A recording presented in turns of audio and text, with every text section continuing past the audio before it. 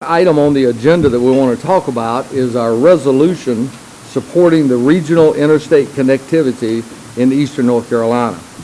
I think most of you have received a copy of these maps. We've asked Connie to provide those to us. And if you look at the eastern North Carolina interstate concept, that particular map, you'll see what we are outlining there. A number of counties and municipalities have already adopted this resolution. We felt like it would be a good idea for us here at the Wayne County Transportation Committee to also adopt this resolution. As we all are aware, interstates are vital for growth and economic activity, and eastern North Carolina has been on the back burner when it came to interstates. This concept was developed to connect Wilson with Goldsboro, Kinston, and then on into Greenville and back in to Wilson. So that would be I-795 going down to Goldsboro, that would be 70 going into Kinston, and then 11 going into Greenville, and then 264 back into Wilson. And the overall concept is to upgrade those highways to interstate, and this would be called the Quad East. Also, if you will look, we also have in that a connector into I-795 in Goldsboro down to I-40. So this overall concept would bring interstate here in eastern North Carolina. You all have a copy of the resolution that has been passed out, and just simply outlines that we are supporting the NCDOT's development and construction of interstate highway standards of a regional interstate system along highways US Highway 264, US Highway 70, US Highway 17, and the Interstate 795, Interstate 40 corridor. And I will entertain a motion that we accept this resolution. On the resolution and the last paragraph, and therefore be resolved, it's got US Highway 17. Should that be saying NC 11? That's what's on the map. That should be. So we need to correct that. So actually we are changing that to be US Highway 264, US Highway 70, US Highway 11. NC 11. NC 11. You're right. So that should be NC 11 and the Interstate 795, Interstate 40 corridor. That evidently was a typo there. I'll make that motion.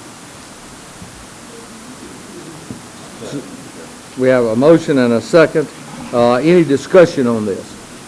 Yes.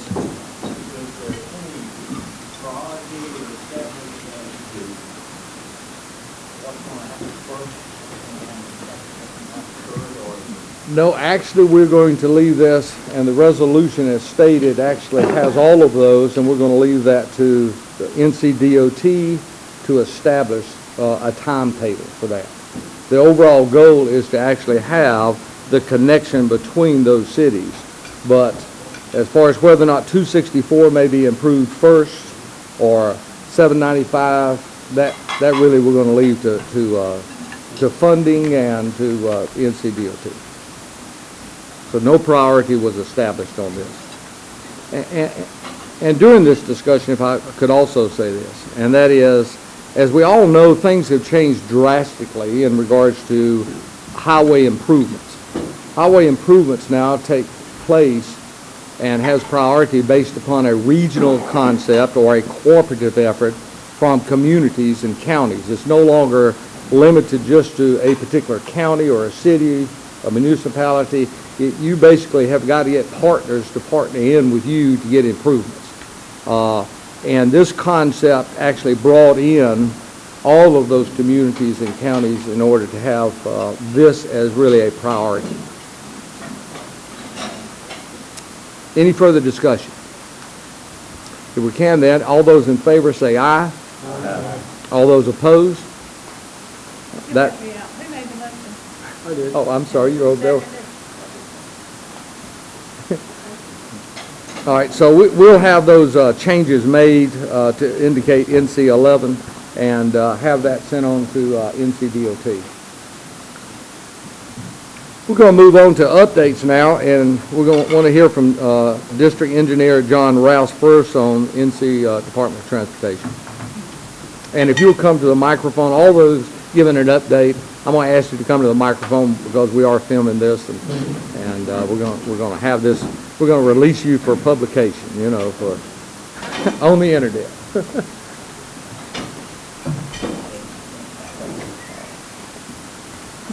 Real quick, want to give some updates. We have finished the Wayne County primary resurfacing for this past year, totaling $1.3 million.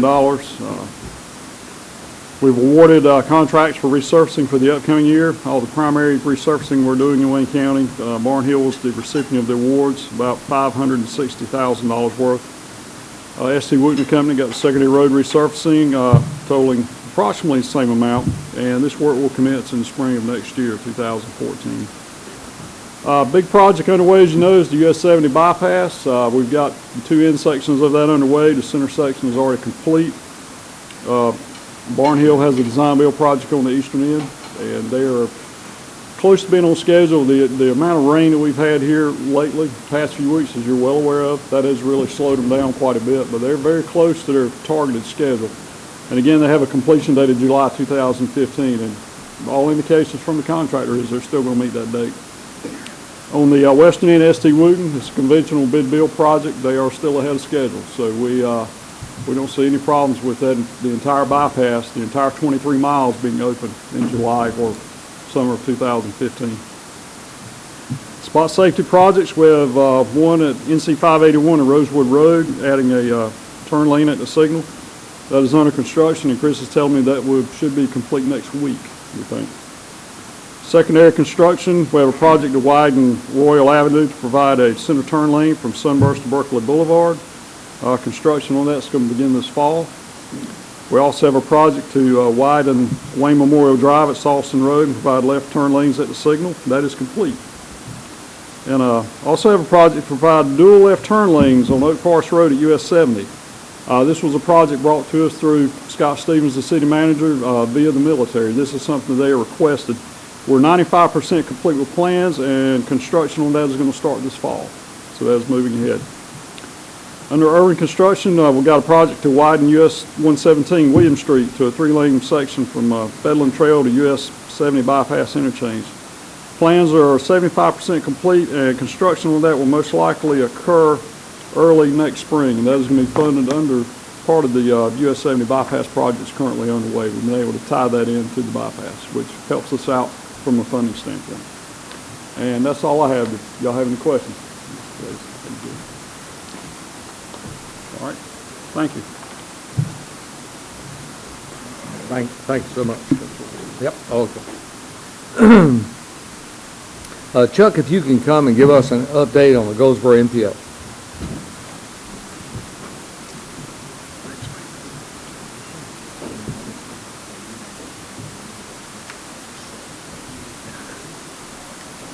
Good afternoon. Basically, the MPO last met in April, the end of April, and the 2 basic things we did was approve our plan and work program, and we also approved the feasibility study for 795, which the City Council approved this past Monday night, only to find out that Mr. Rouse already has the money and doesn't need this $90,000, so that's always a good thing. So I say that to say that if the county or Pikeville or Walnut Creek, and this money can only be used for planning. It can't be used to build anything, to design anything, it's just planning. But if the Pikeville, the county airport, Walnut Creek, if y'all have any kind of planning needs, you can see Jennifer, and maybe we can find some money through Connie and see, because that money's available, and it's $90,000, and we don't want to send it back. I mean, basically, so if anybody has any legitimate need for it, we would like to use it. They're working on the master plan for the greenways, the bikes and ped trails, and this is still coming out of planning money. That's something we're doing. A couple of new things just to mention is a pilot project through Chris and our folks. They're gonna be removing the fence on Highway 70 from William Street to Wayne Memorial. That's something that I think the city's doing, and that's more of a beautification project, and we think it'll look better. So if you see somebody working, you'll know that. The other thing that we're looking at and talking with, and I think in the early stages, is a median project on Wayne Memorial Drive from Highway 70 to New Hope Road, and that's in the very infant stages. The city council has approved the concept, and I think we're working with DOT now to figure out which way to go from there. And that's pretty much all I got on MPA, unless you got any questions.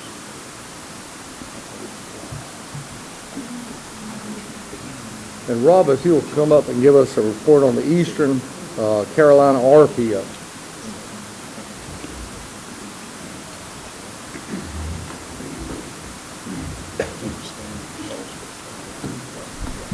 Good afternoon.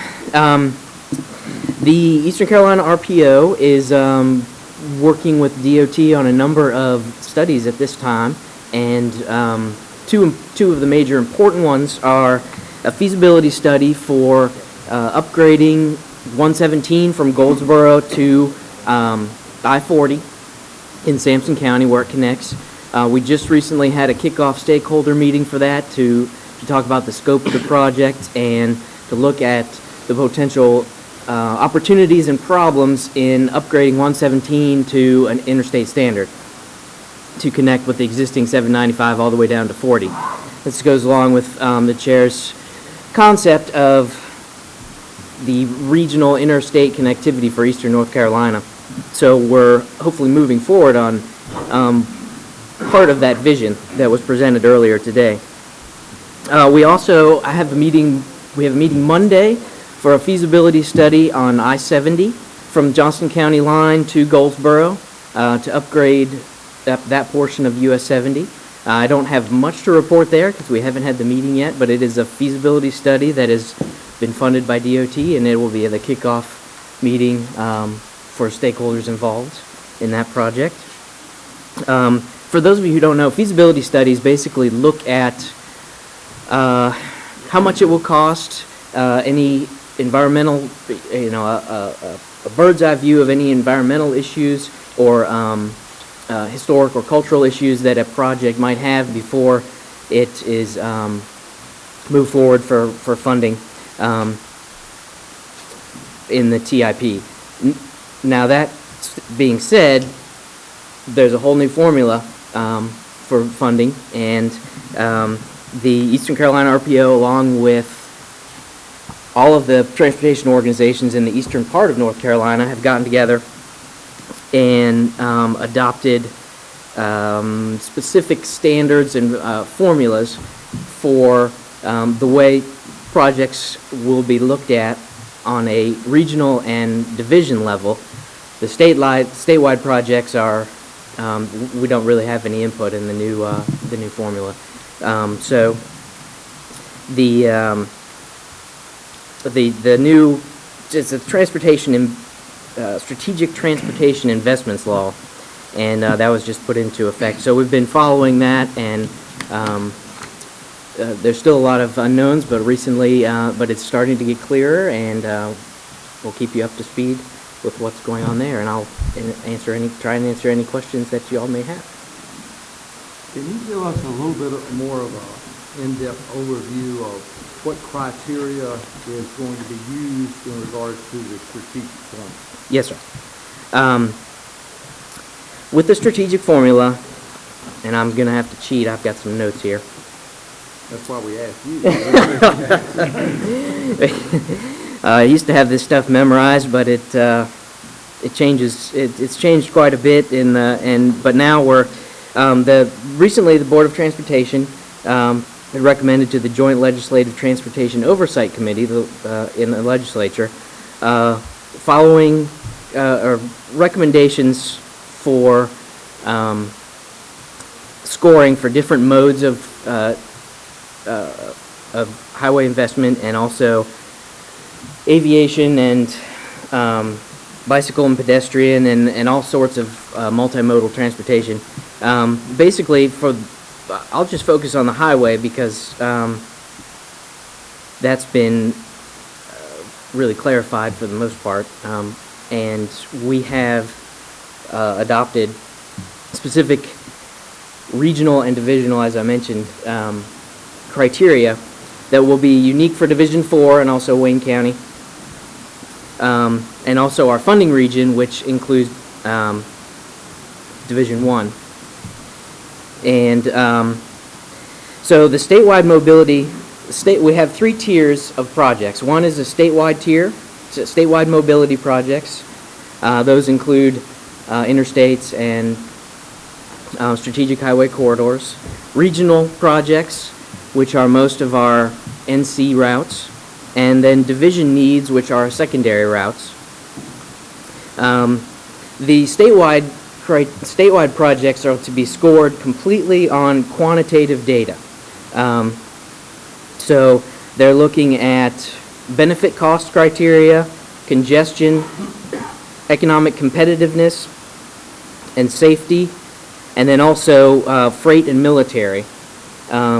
Each of those totals up to the 100%, so that's where a project will score.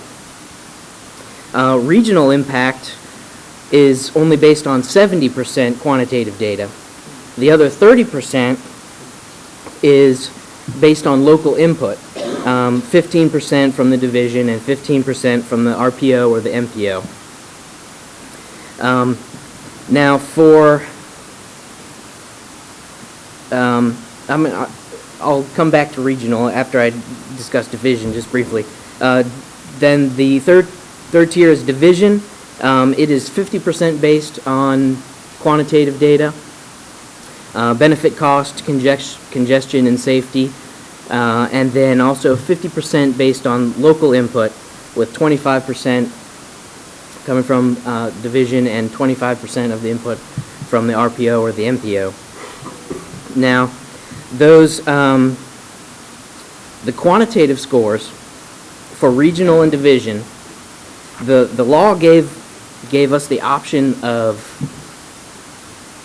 well, let me back up one step. There's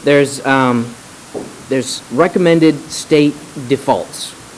For regional impact, it's 30% benefit cost, 30% congestion, and safety is 10%. So there's your 70% of your regional impact quantitative data scores. Well, we had the option of adjusting that to something that would be a little bit more reflective of what the division and the region needs might be.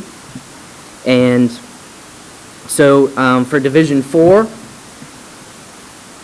we got together, the RPO and the MPO got together with the division engineers, and we determined that basically 10% benefit costs, 10% congestion, 10% safety, and then also including lane width and shoulder width was important criteria, quantitative criteria to take into consideration when looking at scoring of division projects.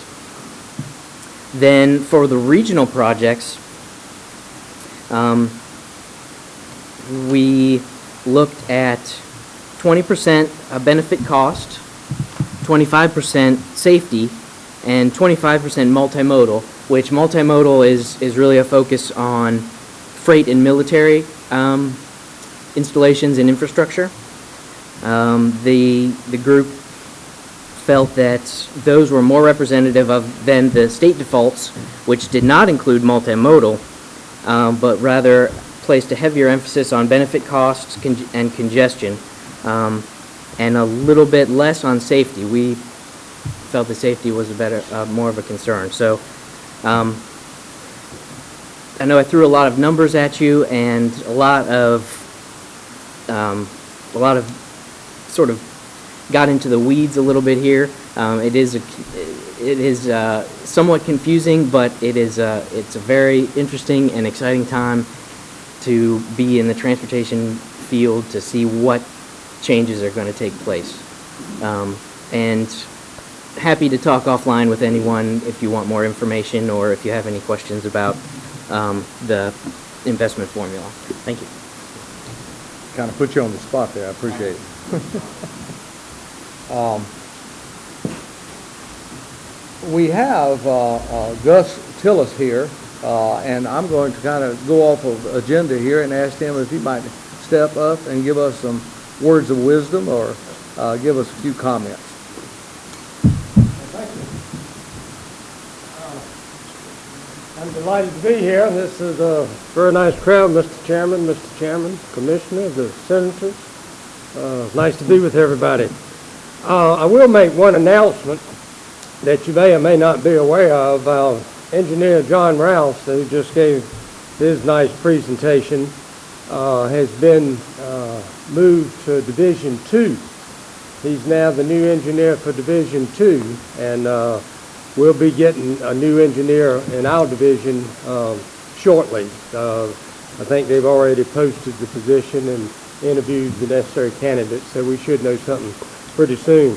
But I think it'd be very fitting to give John Rouse a big hand for what he's done the last 2 years for us. That's great. John, as you know, lives in Kinston, and the Division 2 headquarters is in Greenville, so he'll be close to home, and they're getting a good man. I've worked with him for 2 years now, and there's none any finer. So. We're talking about the mobility fund that Rob was just discussing, and our senators here were very, very instrumental in making that happen. The interesting thing about it, we've been operating with an equity fund since 1989 when Governor Martin came in and really shook up the Department of Transportation and was very innovative in what he did. And so when the new administration has come in now, they've decided to rearrange everything. There was a lot of discussion, and I know the senators particularly were heavily involved in all this, because when you change something that's been in the system that long and change it that dramatically, there's a lot of thought goes into that. So they worked hard, and they did, I will say, a wonderful job looking after us and looking after the Department of Transportation. And I think the new mobility fund is going to be good for the system. It's certainly entirely different. You may remember the equity fund. There was a certain pot of money that was divided just about evenly between 14 divisions, the 14 divisions that we have. Now it's going to be prioritized according to, as Rob was just going over and John mentioned, the projects are going to be the statewide, regional, or division, and it's going to be handled by data. 100% on the state, 70 on the region, and the region, and then 50 on the division level. So I think if you've got a good project, like y'all have got, we've got a lot of good projects going on here, and if you do your homework and get everything together, the East is going to fare very well, I believe. A lot of folks were worried, and I know the senators did a lot of soul searching and a lot of talking to everybody to make sure that the East was protected. And I think they did a great job, and I feel like you two really feel that we are protected here, and that we're going to come out very good. But it's right interesting, there were 241 bills that were filed that were going to have an impact on the DOT, and out of those 241, 34 of the bills were passed. So you can see that DOT is a tremendous part of the state legislature of what's going on. But all in all, I think it's a real exciting time. The governor is very hands-on with the Department of Transportation, as the senators know. He comes from Charlotte. He was there as a mayor for a long time, and they did a lot of transformation in Charlotte over the last 15, 20 years. I don't know if any of you have been there, but it took a lot of vision and a lot of drive, and he was a big part of it. And so he is very hands-on with our board. Our last two governors were very involved with the Department of Transportation, but Governor McCoy is really in on this thing. So it's an exciting time to be involved with the Department of Transportation, and I think John would certainly agree that we're going to see a lot of changes going on, and I think they'll be for the positive. So that's about all I have. I'm still very delighted to be representing Division 4. I've got 2 years left on my term, but as I told you before, you serve at the pleasure of the governor. And so if I'm not here one day, it's probably a reason. But anyway, we've got 19 board members. We've got a lot of new ones now. We've got about 12 new ones. 10 of them, their term came up in January of 2013, and they happen to all be Democrats. And as the system goes, you know, when the governor comes in, he appoints his own folks. So they were not fired or anything. They were just not reappointed, and he put 10 of his appointees in there. And out of the 19, just for your information, three of the board members out of the 19 must be from a party opposite the sitting governor. And so when Governor Easley and Governor Perdue were there, you know, they had 16 board members that were Democrats and 3 that were either Republican, Libertarian, or Independent. So now that's sort of reversing a little bit. So if you see a lot of changes, that's one of the reasons for it. But any questions or anything for me? Well, again, the Wayne County has their act together on transportation. I represent 6 counties, and they all do a wonderful job. But I can tell you, Wayne County stays on top of their stuff, and very, very proud of you. Thank you. Thank you very much.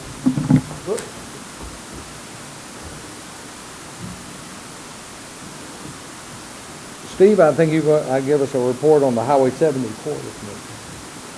Yes. Come on up.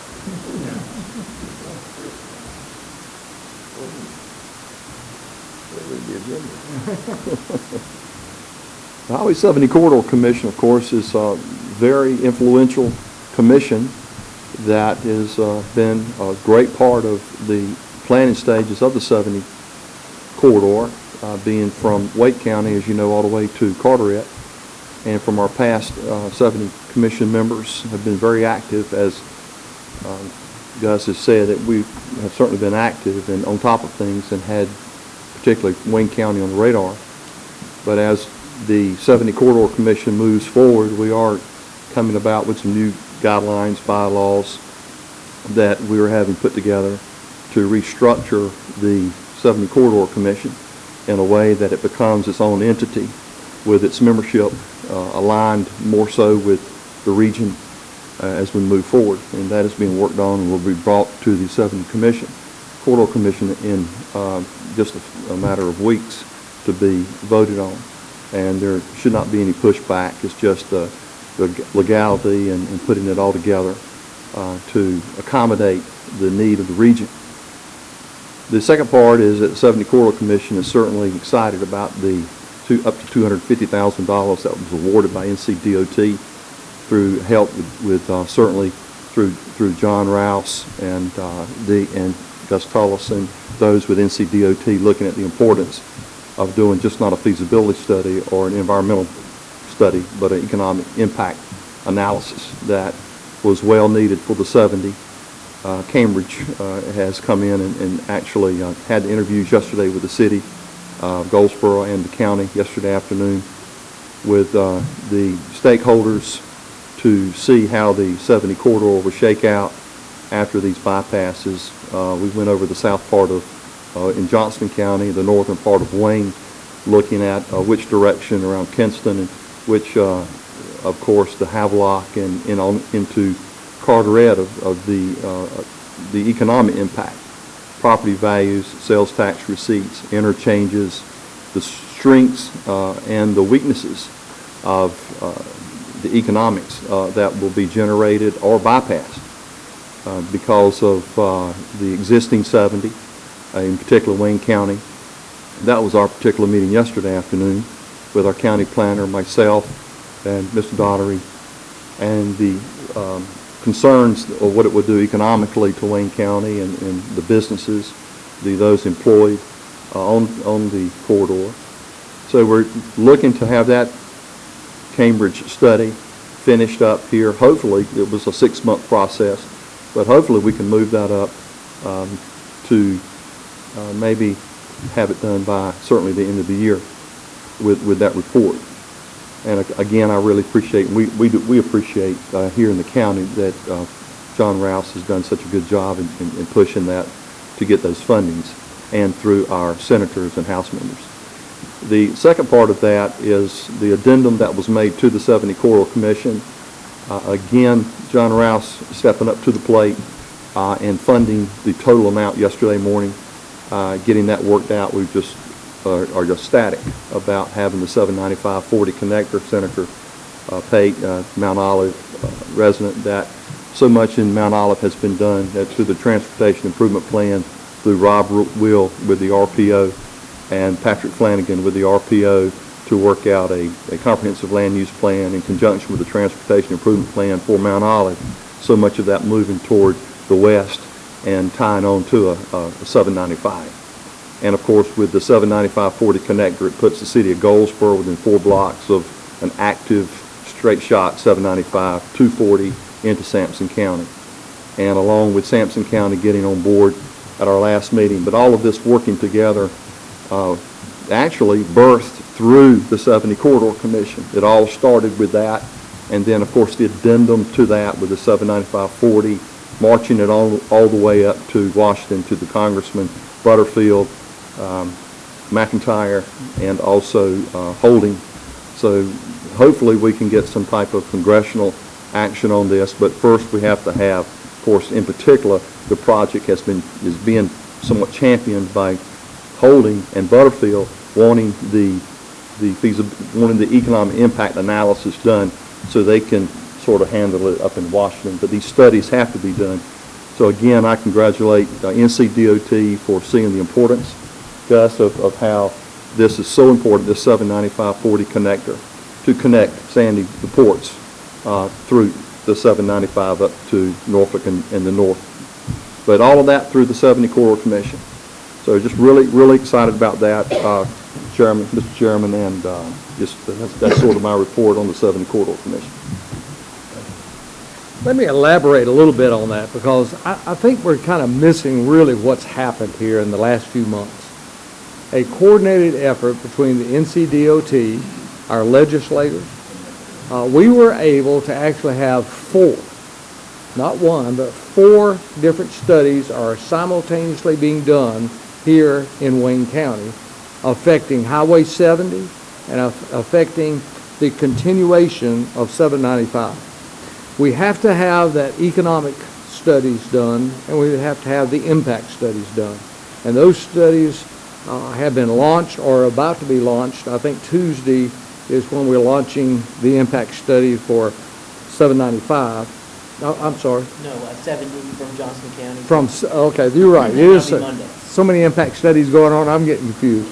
But we actually have those in place, and we should have the economic portion of those studies done here by the first of the year. Now that's just almost historic, and I'm really excited that we were able to put all that together and get it done in a short period of time. But I do want to elaborate on that just a bit. If we can now, we want to hear from our municipalities.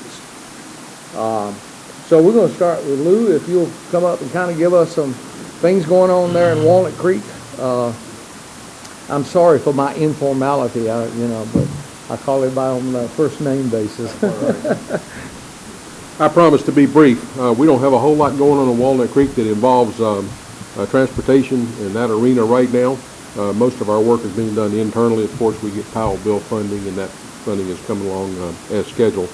We hear threats that it's going to be reduced in the future, but so far it hasn't happened.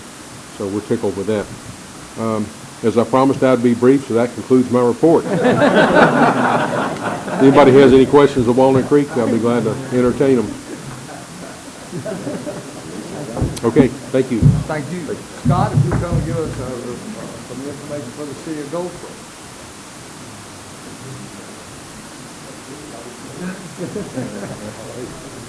Lou's a tough act to follow. When he said, could I be shorter? I can't, but I'll still be quick.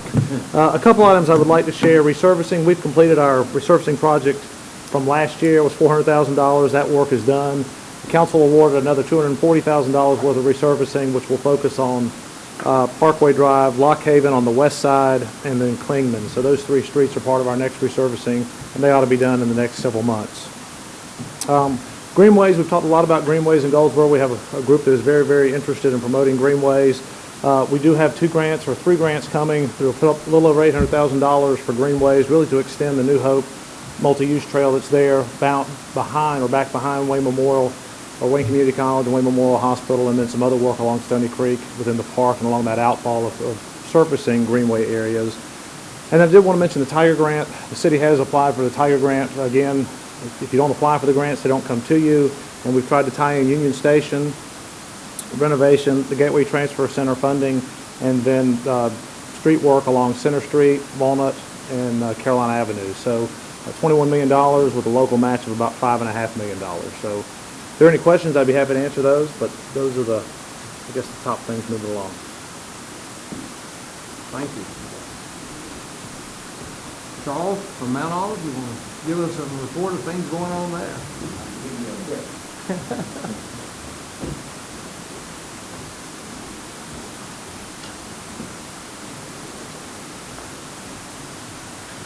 Just real quickly, the major thing we've got going on now, we're in the process of wrapping up our comprehensive transportation plan.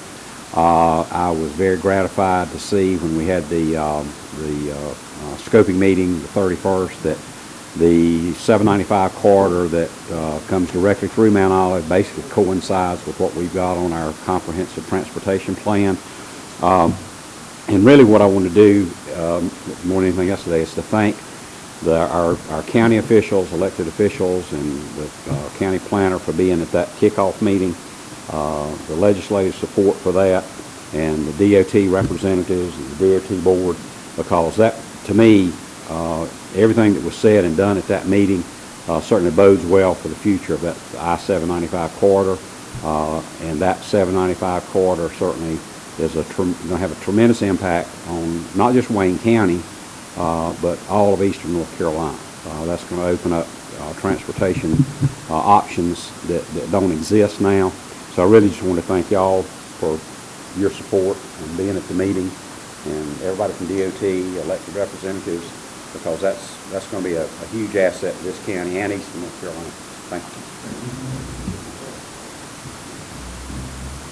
I take it that you all have decided who's going to speak for Pikeville. This is Fremont. Fremont and then Pikeville. I'm sorry. Come on, Thank you.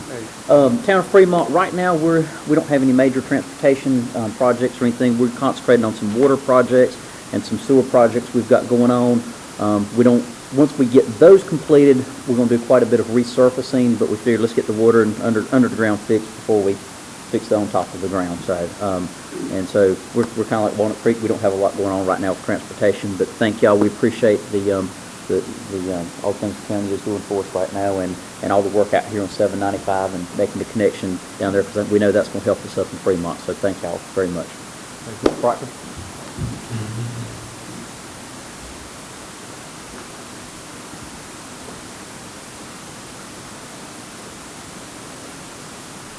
Pikeville has just a couple of small things. We got some Powellville. We're going to be spending on some streets, doing a little bit of drainage work, and basically that's it. Thank you.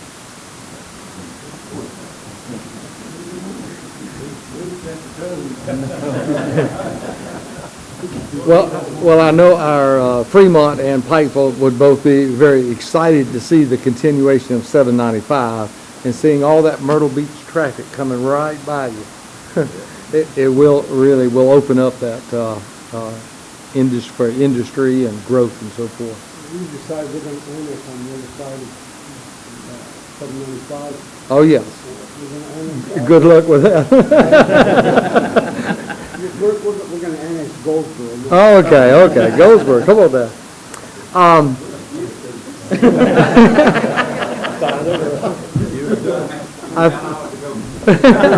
I think we have two of our legislators here, and we're going to ask that we hear from our senators.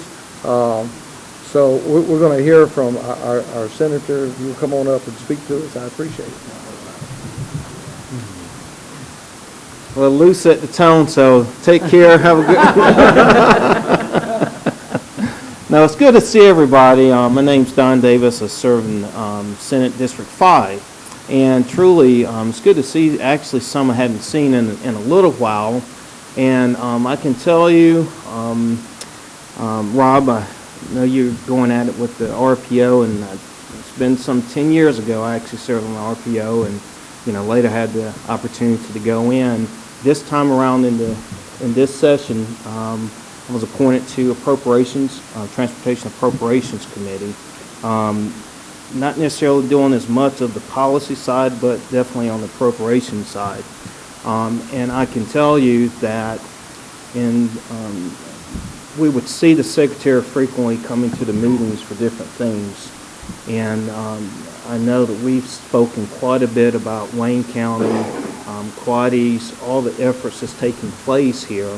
And one thing that he said, Gus, and Gus already shared this, and this is serious, it's just really impressive at how the community here comes together for the greater good. And when we talk about transportation, infrastructure, intermodal, I mean, all this is part of a tremendous greater good for our residents in this community.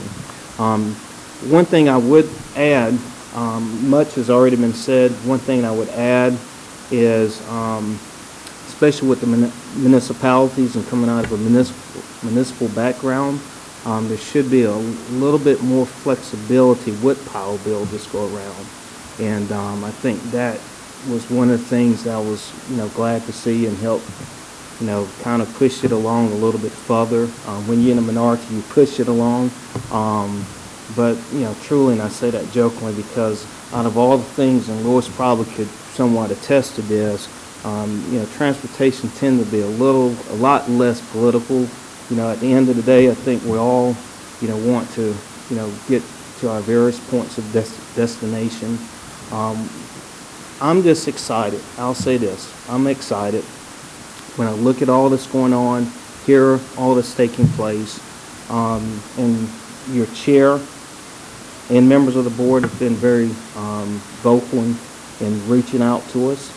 I remember, and I think this was a big, accomplishment in itself, having our U.S. Secretary actually visiting the community to see how we are doing it. And he was here because we were doing it right. That's why I was here. But also part of that conversation, was continuing looking at the, seeking federal help with the impact analysis. And, there's been, commitments to continue those discussions. Since then, since Secretary LaHood has made a transition, one thing that I do think is very exciting for North Carolina is to have a secretary from North Carolina, from the Charlotte area, the former mayor of Charlotte, Secretary Fox. And matter of fact, had some communication, or he communicated with just, share hello. He sent his regards to me last week. And I'm just saying to have a cabinet member, that knows us, I think that's a good deal, because what happens, we're able to continue on with the efforts that you've heard so much about today. With that being said, I'm 100% on board and committed, and I think a lot of the fundamentals are in place. It's just now how do we, and I think that's part of our task, continue to move the moving parts along and to bring them all together for our community. So thank you, Mr. Chair, for allowing me to come say a few words today. And do know this, that our doors are open, our offices are open. Just, anyone here in any capacity, feel free to reach out. And I think we, for the most part, have done a tremendous job of working for the greater good of this community. So thank you and God bless you. Well, there'll be a quick request then that you make that call back to Secretary Fox. Go ahead and get 795. Senator.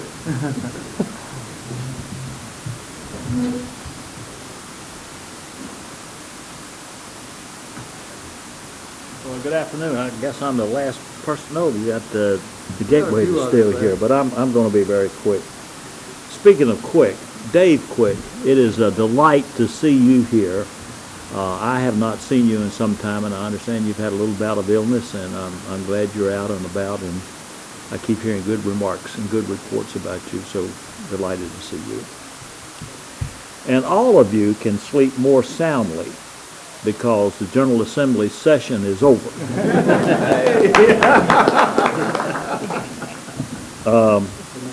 We got out of there about 2 weeks ago tomorrow, and we're very delighted to be home and back in our districts. Transportation bills that were passed, and Gus referred to about 34 of them, they seem to treat our area of the state pretty fairly, I should think. Don't you, Don? I think we've been treated pretty fairly, and I think that's a good thing. One little trivial bit of information, the gas tax has been capped this year. We won't see a rise in the gas tax. Of course, with the price of gasoline coming down, it may drop a little bit, but it won't go up any higher, for sure. And I'm just out into trivial a little bit. You know, rest areas, when you get my age, rest areas become more and more important to you as time goes on. Well, there's one over here on I-40 in Johnston County. It's about 1.5 miles or so north of where the I-95 crossover is. That's been closed for renovation for 6 months, and that causes me quite a bit of trouble when I'm driving to Raleigh. You really have to plan ahead. But if we are going to have a rest area on I-795, based on what I'm seeing about this one being renovated, we better get started right away on getting a rest area designated, because it'll be a long time coming. And I don't really know what is causing that long delay, but I really think that the citizens deserve to know a little bit about that, because it's been a long time, folks, at least 6 months. And I don't see anything going on over there. Well, on a serious note, I-795 is one of the most important ventures that we can have in eastern North Carolina. It is really going to make us an economic development area that I think will be just great for us. It will open up the port at Wilmington. It will open up the lanes of travel and where goods can be hauled and coming in and going out and distributing. I was down at Charleston over the weekend and taking a look around at some of their logistics and infrastructure that they have down there due to their ports and their highways and their rail service. And folks, we are, to coin a phrase, we are really missing the boat if we don't pursue that very same thing. And I think I-795 is a very important statement for us to make, and the completion of that will really help us out quite a bit. That is my takeaway from the things I'm hearing in Raleigh. If there are no questions, thank you very much.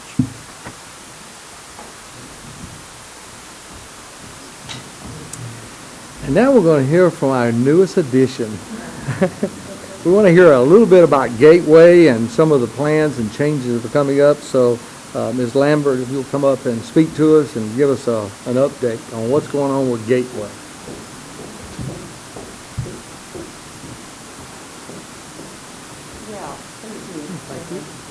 Unlike everybody else, I could stand up here and talk for a really long time.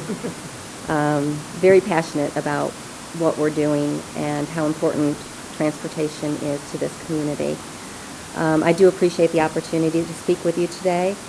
I've been the director for 2 months now, and it's been quite a whirlwind. Just to give you a brief background, I came from Johnston County and ran the system there for 8 years. And very, very proud of what we accomplished in Johnston County, and that it was truly a professional and integral part of the community and a profitable business. So having said that, my approach to Gateway is to treat it as a business. I have strong transportation background as well, but I think it's, as with anything, it does need to be treated as a business.